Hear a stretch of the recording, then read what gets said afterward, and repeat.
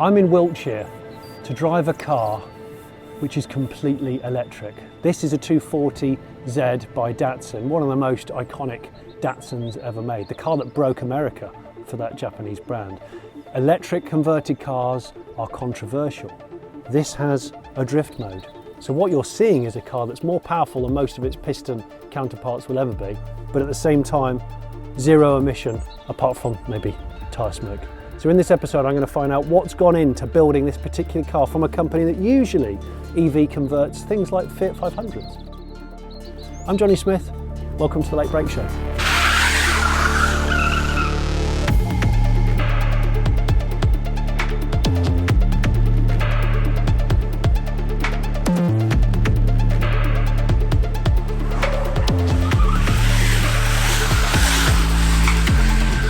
I know these sorts of builds are divisive. I know some people will watch this and immediately dismiss it because they said a 240Z has an iconic straight six, you know, the godfather of the Skyline RB series engines.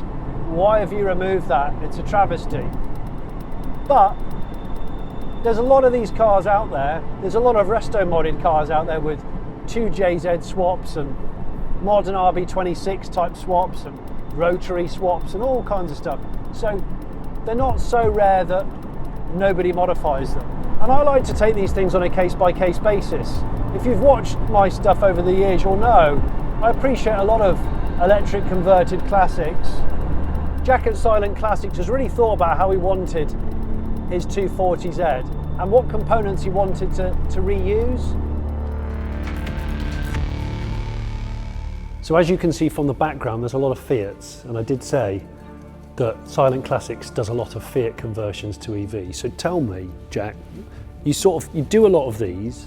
Is this your sort of your main focus? Yeah, Fiats are our main focus, but we'd like to get distracted with weird and wonderful builds.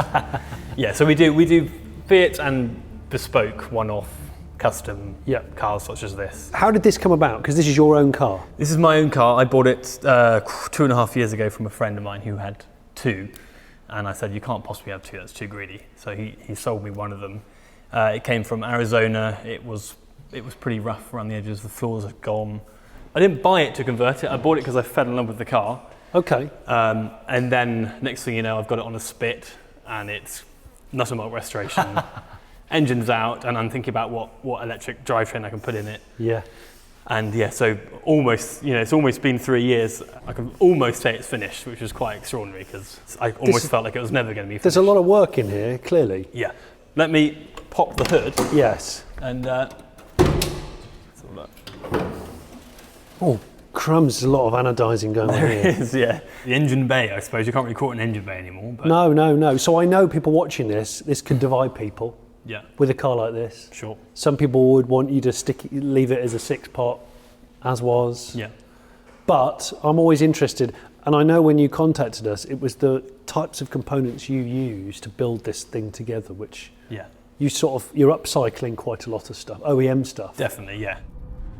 It uses a bit of a pick and mix of OEM high voltage parts. So you've got a drive motor or pair of motors from a Lexus Hybrid, I think it's a GS 450H, which is apparently a really robust, decent bit of kit. It's using batteries out of a Volvo EV.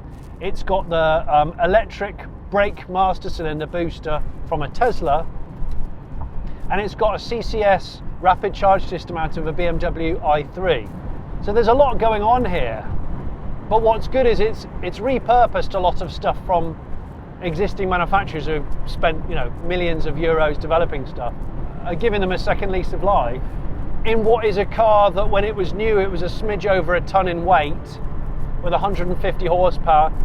Jack thinks it's about 300 horsepower now, but he's not entirely sure, but the torque is the more impressive thing, and it only weighs about 180 kilos or so more than the original car, with 50-50 weight distribution still there. So it's a mongrel. It's a mix of all these different OEM components. Don't say mongrel. It does it a disservice. Yes, you're probably right. Yeah. Yeah. Wow. Okay. So loads of different things. I think the only new component is the charger. So we're running a 650 volt system. which is not it's not most EVs are 360 volts. Yeah. You probably know. What made you want to go for that kind of voltage? Just because you wanted it to be quick, or? Yeah, basically. Yeah. Yeah. Okay. So Jack said that this Lexus Hybrid twin motor transmission system is about 300 horsepower equivalent. He thinks it'll do 62 in like 3 something seconds. I will demonstrate that quickly. So 5, 4, 3, 2, 1.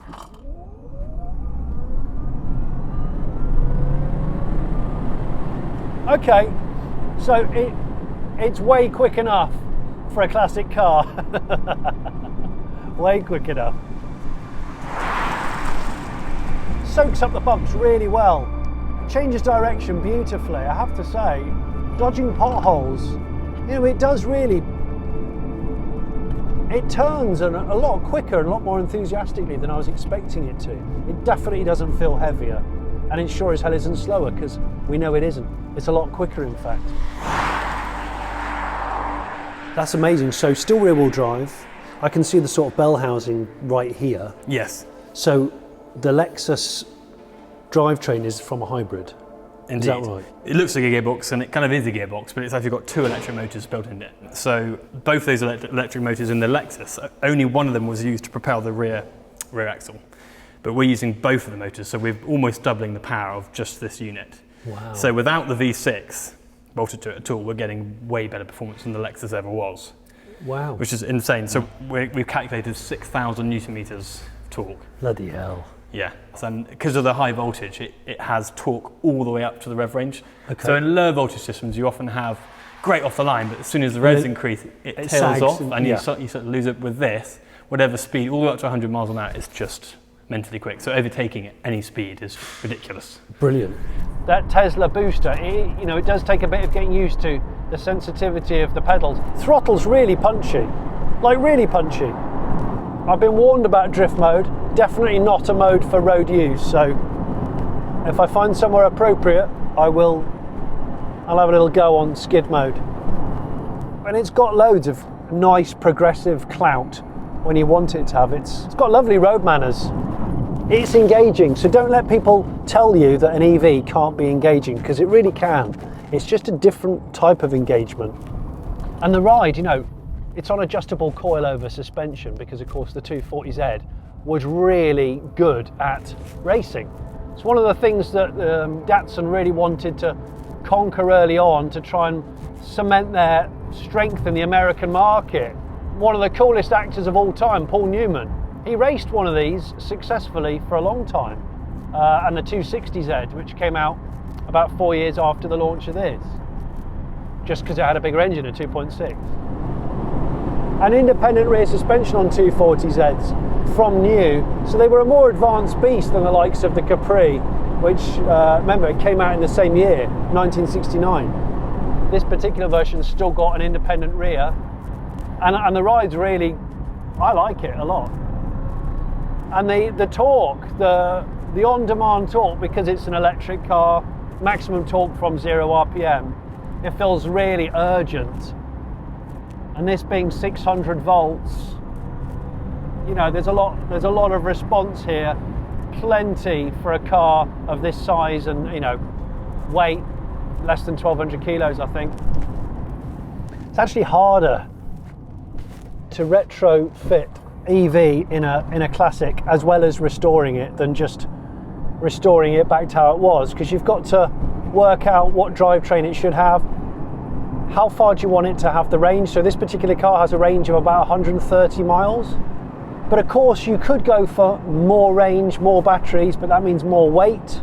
And in this instance, they wanted the car to still feel lightweight and agile and have that similar DNA to what you'd expect to a 240. And is that liquid cooled? Liquid cooled indeed, yep. So the liquid cooled motor and inverter. So the motor and inverter sits underneath kind of the battery box, and it's one assembly that we designed that just bolts up into the original mount. And then we've got a battery box front, and there's one in the rear, pretty much the same size as this. So we've got pretty even weight distribution now. Okay. Yeah, so the kilowatt hours of this is combined 36 kilowatt hour pack. Yep. So it's quite light. That is light. Yeah, so I didn't want to make the car heavy. I just wanted to make it nimble. I didn't want to put a 80 kilowatt hour pack in because I think it would spoil the handling of the car. Yeah, and I suppose that's a trade-off, isn't it? Yeah. If you wanted to build this to do 350 mile range, you could. Heavy, really heavy. So what we've done is we fitted CCS, which helps with long journeys under here. And how rapid's the rapid charging? About 80 kilowatts. Okay. Yeah, so it should be pretty good. That's all right. So yeah, we're pretty happy with it. We've got a brake bias valve here. So there's lots to play with. Willwood disc brakes at the rear. Brakes, I believe, 4-pot calipers and discs at the front from a Toyota pickup truck. And actually relatively quiet, given that it doesn't have much additional soundproofing from the original car. So it does have noises. You know, it's a myth that electric cars don't make any noise, and certainly when you're taking a car that used to have an engine, a piston engine, and you're retrofitting a new recipe of parts, it does have its own sounds. They're not sexy, not in that way that, I don't know, a straight six with a decent manifold and exhaust on would, but they're different. And I like different sometimes. There's room in the world for different. And yeah, you can hear the motor whirring a bit, which is what you normally get.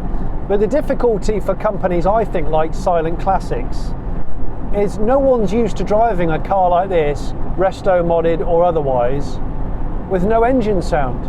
So you start to hear wind noise, maybe suspension noises that you wouldn't have ever heard before. You just wouldn't. But as soon as you have an EV, there are things you hear that you wouldn't have heard, and you go, is that a cause for concern, or is that not a cause for concern? And when I built my electric street legal drag car, I had that exact moment of going, I can hear all the rose jointed suspension. Is it supposed to clonk like that? Is that normal? I saw that you've got different kind of headlights, you know, like probably LEDs or yeah, LEDs at the front. Yep. Love the colour, and I love the wheel combination. Yep. I mean, it's like every evening when I was building this car, I was just up at night, just thinking about what wheels I'm going to put. What, you know, it's the infinite choices you can have. Yeah. It's just so hard to find a decision. Yeah. There's so many different avenues but I'm pretty happy with the end result. I think it's pretty good.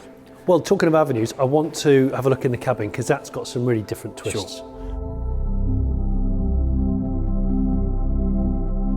So the cabin, I really like this cabin. When I saw pictures of it, I thought, this is nice. Thank you very much. There's this combination of like lovely kind of retro textures, but with clearly something new going on here. Yeah, so we've got the, this is a tablet that we've managed to get in there. So this panel here, we 3D printed basically, and then had it flocked. It took several attempts to get it to fit nicely and work with the center console. Yeah, the flocking's amazing. This looks wonderful. It's so good. A chap called Flock Speed did a great job of that. That dash, that flock dash, there's something really cool about it. Love the shape of it, and the flock finish, which is really popular in motorsport to stop glare. You know, this was an Arizona import car, so the interior had been baked to death. The plastic dash was in a state of ruination. It just really spruces it up nicely. So the electric power steering is from a Vauxhall Corsa, I believe, which is used in so many classics, both piston and electric, because it works really well. In fact, I've got one going into my Allegro Street Sleeper project. But uses the original steering wheel. I love this thin rim, it's wonderful. It really is, it's a great thing. Original steering wheel with our own emblem here with our logo on it. And then if I put the lights on, we've got some beautiful. Speed Hut CAN bus gauges. We haven't just gone digital. Look at, you know, we've got the best of both worlds. So we've got analog, displaying, you know, amps, battery, state of charge, everything like that. Yeah. And we've also got this, so you can put your Spotify on there. We've got a really good sound system in here. Subwoofers behind the seats. Speaking of seats, we've got heated seats here, which are great. This is good news. Yeah, and they're brown as well, so when you put your foot down, no one will know. Still got a gear stick, but that just tells you the direction. That shows you, you know, push it forward to go forward, click it back to go into reverse. No gears. Whereas the 240Z in its original form would have been 5 or 4-speed manual. I think they did an auto. So if you wanted to, of course, you could use this car, you know, every day, apart from the fact that they do like to rust, as we now know. well, this is the main feature, the drive modes, which Yeah. so we've got Eco, which is a pretty tame map, Yeah. bit of regen, and then Sport, which is lively, Yeah. and then Drift. I mentioned earlier this had a 2-speed transmission. So Yeah. Drift, if we push that, changes is a little solenoid which changes the gear ratio basically, which puts it into max super torque mode basically. So you touch the throttle and before you know it, you're facing the opposite direction. So it's not for road use? Not really, no, it's just for a bit of fun. Maybe if you're in a car park and you feel like you want to be 18 again and I'm in private property here. I can't afford to hire out racetracks on the late break show, sadly. But this is a farmyard. I reckon I could probably have a few skids around here. I mean, it's quiet. What's the worst that can happen? So if I do that, I need to put it in drift mode, which is exactly what it was developed for. Look, press drift mode. Everything's just that little bit more leery, I think.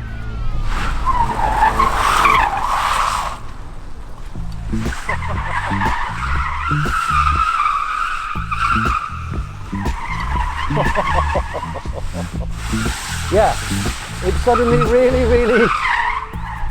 really alive.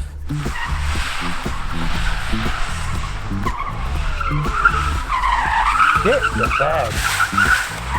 That's quite wild. That is quite wild.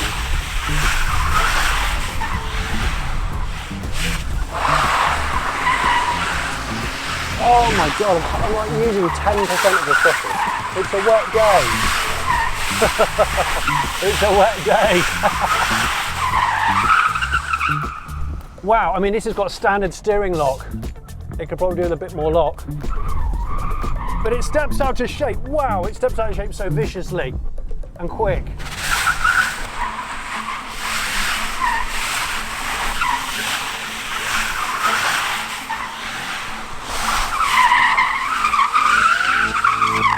Wow, that you would never get that kind of delivery. It's so hard to gauge because you don't have an RPM, you don't have a gear, and you've got way more power than you would normally have with a combustion engine. So it's a very different beast when you first try it. This is the thing, people say, oh, you know, you can't make electric cars fun. You can make them enormously fun. And make no mistake, it's a different kind of fun. Whoa! Well, I'm working in quite a tight spot. I can't believe the power this has got. Things things up, mate. Things things up. It gives you an idea of how much instantaneous torque there is.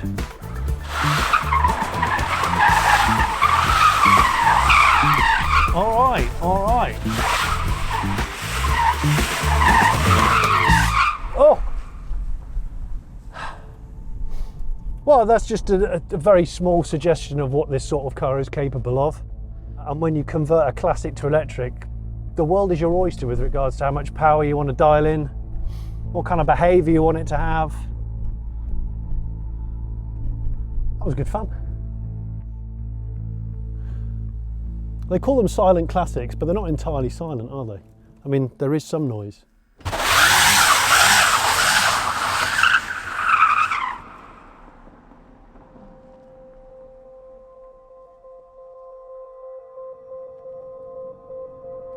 So that's proof that it'll skid if you wanted to. Of course, it's not set up to fully drift. You could build one to fully drift. You'd want to change the steering geometry. You want to give it more lock, all that stuff. But just gives you an idea of what you can do. And it's damn potent, I have to say. It's a lot more potent than I was expecting it in terms of sensitivity, and it probably handles better than an original 240, I'd say. It's a good looking car though, it's aged so well. And you know, and in a world where car prices are going up anyway, and if you want a bit of character to a car, instead of buying a brand new electric car, you could just buy or commission a converted classic. This is not a cheap conversion. To convert a 240Z with any kind of EV drivetrain such as this, you're probably looking at £50,000–60,000, which is a huge amount of money. But these cottage industries like silent classics, you know, they're not churning out dozens of cars a month. They're an artisan business, and they're for a small amount of people who really, really want to do something differently and really want EV drivetrain propulsion in a more interesting car. And I think there's room in the world for that, even if it's just for 1 or 2% of folks. Yeah, we always end up, clients are always, oh, you know, could I have this, could I have that? And we don't mind because we love a challenge, we love doing fun, interesting stuff. So we say, yeah, great, we'll do it, definitely. And do you do everything in-house here? Everything in-house, yeah. Wow. Yeah, the only thing we don't do is trim. So the company down the road called HG Classics, who did the trim in here, did a great job. Yeah, it's beautiful. But apart from that, everything is more or less done in-house. Now, we'll move to the back, because obviously this is a hatchback. Yep. And it's actually got, you say it's got a battery pack back there, but it's also still got a massive boot. Yeah. Yeah. Which means it's bloody practical. Yes, it is. It is. Right, rear end. Right, yeah, rear end. So obviously it looks beautiful, and I know it's been restored. Yep. So you're saying there's a battery pack under here as well? There is, yeah. Basically in the spare wheel where we've got batteries, and you never know. Basically, you've got full boot space here. Yeah, there's no lumps or bumps. Yep. It's just kind of. Yeah, and to the Train 240 enthusiasts, the only difference on the back is we don't have there's usually a little cutout here for the exhaust. Oh, for the weather balance. Which we had to lose because it looks so funny having this weird cutout with nothing coming out of it. Yeah. So apart from that, it's very standard. But underneath, we've redesigned the diff mount about 5 times because we kept breaking them. It's amazing how much force is put for a diff, upwards force on the nose of the diff. Trying to. Yeah, it's just amazing how much force. Yeah. You think like drag cars, they always wheelie, and that's all that force is in that nose of the diff. So yeah, we've been through plenty of diff mounts, and this one seems to be holding up. And we're running a Impreza LSD, which seems to be taking the power. So far, so good. So that's the rear diff of a Subaru Impreza? Yeah. Right, okay. 3.54. What are they, 15-inch tyres? Yeah, they're 15-inch rims. So this was the petrol filler flap. So now we've got the Type 2 charge. This is your Type 2 kind of like 7 kilowatt wall box at home. Exactly, yeah. Slow charge. And then CCS up the front. And that's your rapid charge up there. Nice. Yeah. That's really neat. No, it's not 5, 6, 700 horsepower, but it just doesn't need to be. And it stops. Look at that, someone's just done a late brake in front of me. Late brake. And it's okay. I stopped. And I can just take off like that. I got a bit of regen braking when I touch the brakes, and I can rapid charge it if I want to. I'm here to drive the 240Z, but actually Silent Classics' main business at the moment is much smaller classics than this. It's actually these that Silent Classics have focused on recently, converting these little things, Fiat 126s and Fiat 500s, to fully electric, perfect for city use. Is this boss-eyed? That's boss-eyed, it's pointing outwards. And take this, a fully patinated old Bentley that the owner, who lives in central London, wants to continue driving around in it, but wants to make it zero emission, full EV underneath. Very cool. You know what this is, a classic Range Rover, V8 gas guzzler, 12 to the gallon even if you're trying hard to save fuel. This is going to be converted to EV over the next couple of months. The boys have already done a couple of early Range Rovers, this one's in for the same treatment. That's a chode. Come on, I know it's really cold. I know it's really cold, but you can do this. Yeah, come on chap, come on. So obviously, you know, the Fiat behind you, that's a perfected recipe that you guys have got for the conversion. Yeah. This, and maybe like that lovely old Jag there that we were looking at earlier, which has got a Nissan Leaf drivetrain? Yeah, Nissan Leaf, yeah. Brilliant. Yeah. So these are sort of like individual case-by-case builds, aren't they? I mean, the design that goes into this is very tailored to this. If we have to do a 240 again, we could definitely use a lot of this technology towards that. And to that end, if somebody watches this video and goes, I quite fancy a 240Z EV. Yeah, well, need to get in touch. Well, okay, so you will do another one? Definitely, yes. Yeah. Definitely. Okay. Who are the people that come to you and buy these kinds of conversions, or bring a car to you and say, I've got this, but I want it to be EV, like the owner of that, for example? Like, who are they? I mean, they're not, I wouldn't say they're necessarily classic car nuts. I don't know, I think people love the idea of driving a classic, but they just don't like the idea of the maintenance. Yeah. I think that's a big one. They just want something, they want to get in something and they want to future-proof it and they want it to work and they don't have to worry about it breaking down. So that's a big one, I think. So it's a different breed of owner to what Yeah. the traditional, which is what I suspected was the case, or a, like say, a younger person who likes the look of a car like a Z. Exactly. I mean, you want to buy an electric car, but to be honest, most electric cars new are pretty boring and ugly. They are quite. There's a lot of generic looking Yeah, cars. they're kind of all the same to me in my eyes anyway. So why don't you just invest that money into something which looks epic? Yeah. Because the technology in this is quite similar to a Tesla. I mean, I'm not saying they handle quite like a Tesla, but they do take off like a Tesla. And to any purist, Datsun purist is watching this and maybe weeping slightly. Sorry. Is this all reversible? Yeah, totally reversible, yeah. Right, okay. But I'd be very upset if anyone did reverse it, because it's been a lot of work. I know that this is not going to appeal to everybody. And people say that EVs are soulless. They're not soulless, it's just a different kind of soul. Yeah. I think most people that say that haven't actually driven an electric classic car. No. Or an electric car. Yeah, or an electric car. Because I've always been a petrol head. I was going to ask, how on earth did you get into silent classics? So my father was a classic car restorer. Yeah. And I kind of took over his business, restoring cars for many years. And my personal project was a Fiat 126, which I bought for 50 quid when I was 16.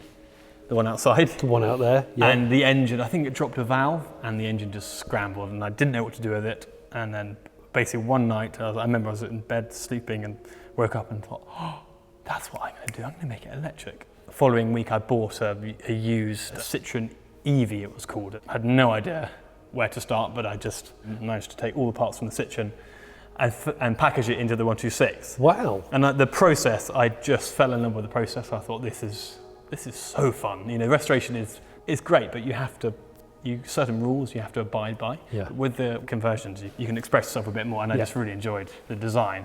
And that's basically why I do what I do, because I just love the process. Well, it's marrying the old and the new, isn't it? It's really fun. We do so much. We do 3D printing, there's so much CAD, there's loads of electrical design, fabrication, machining. It's just, if you're into engineering, it's like everything in one. You're a young team as well, I've noticed. Yes, yeah, we're pretty young. Here's a question for you. If you could have any classic car converted to EV, so remove its engine and put high voltage electric propulsion in it, what would it be? What's the ultimate car for the job in your opinion? I have my thoughts. Gosh, I don't know, to be honest. There's plenty of, I can't decide. We've got a DB6, which is going to be pretty special. That I know. Yeah, but that's going to upset a lot of people. That is as well. going to upset a lot of people. Yeah. Interesting to know, who the owner is and why they want it to be done. I always want. I think what I'd quite like to do, because the Fiat, right? I really would like to put a ridiculously overpowered motor in a Fiat. Yeah. And widen it and just make it just terrifying. I think that's. I've done something similar to that in my life. Not a Fiat, an even smaller car than a Fiat. But I can tell you, it's good fun. Yeah. You've got to be paying attention though. Yeah, I'm sure. It's great though. Yeah, it's really fun to express ourselves through the car and make something really special. Yeah. That's why we do it. We love it. I just like seeing the creativity of EV Restomod classics, because you see people's interpretation of how they want it to be, what kind of a power they think is acceptable. But of course you could look at this car and go, well, I wouldn't want it in this colour, I wouldn't necessarily want this upholstery, I wouldn't want the flocking, say I wouldn't want a tablet. You don't have to. You don't have to. This is merely a demonstrator for how you could have it if you wanted. Choices of wheels and paint and ride height, they're all up to you the customer. I know some of the Late Break Show viewers will be annoyed at this car, some will get it, some will understand who this might be for, and maybe that idea that I believe in allows a new breed of people to become interested in classic cars who maybe didn't want them in their purest form. It's okay to be different. It's seriously quick.